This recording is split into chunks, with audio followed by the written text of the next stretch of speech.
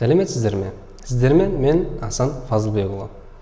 Мен өз каналымда сіздерге химияны оңай әрі түсінікті түрде жеткізетін боламын. Егер видео ұнаса, лайк басып, комментарий қалдыруды және подписка жасауды ұмытпаңыз. Ендеше сабағымызды бастаймыз.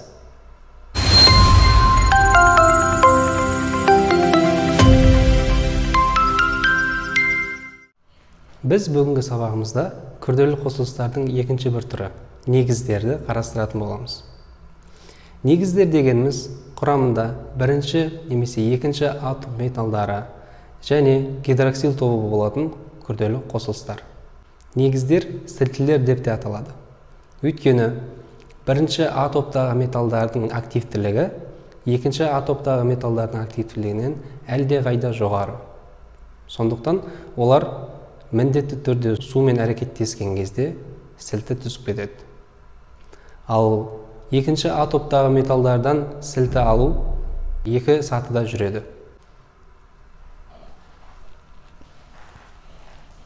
Яғни натрий қосылған су түзіледі, натрий гидроксиді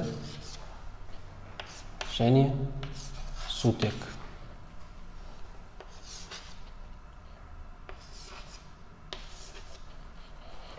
Негіздерді гидроксидтер деп те атаймыз. Ал екінші топтағы металдардан негіздердің түзілуі кальцийге қосамыз суды, түзіледі кальций оксиді және сутек газы. Бұл бірінші сатысы. Екінші сатысында кальций оксидіне тағы да су қосамыз. Сол кезде барып негіз түзіледі, яғни кальций гидроксиді. Негіздерді бірнеше жолмен алуға болады.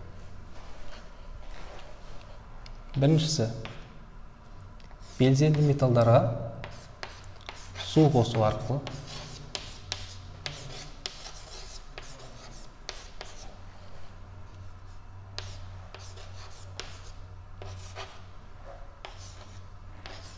Екіншісі, негіздік оксидтерге су қосу арқылы, немесе белсенді металдардың оксидтеріне су қосу арқылы.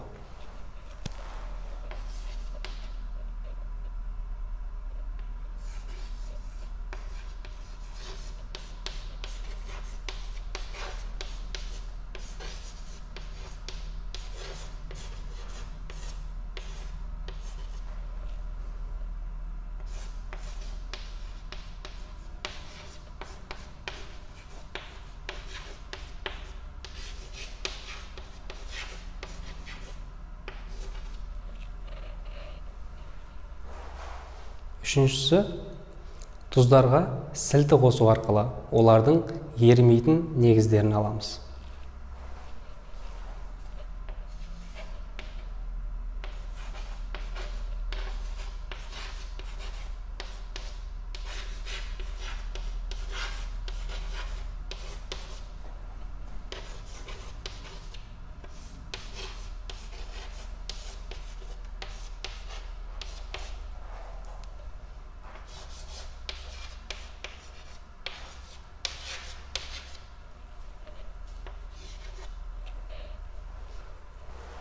Ал негіздердің аталуына келетін болсақ, оксидтердің аталуы қалай болды, негіздердің де аталуы солай болады. Оны білу үшін менің алдыңғы видеомды көріңіз. Осымен біздің бүгінгі сабағымыз аяқталды. Егер видео ұнаған болса, лайк басып, комментарий қалдыруды және подписка жасауды ұмытпаңыз. Сіздермен бірге болған мен Асан Фазылбекұлы. Келесі сабақта кездескенше.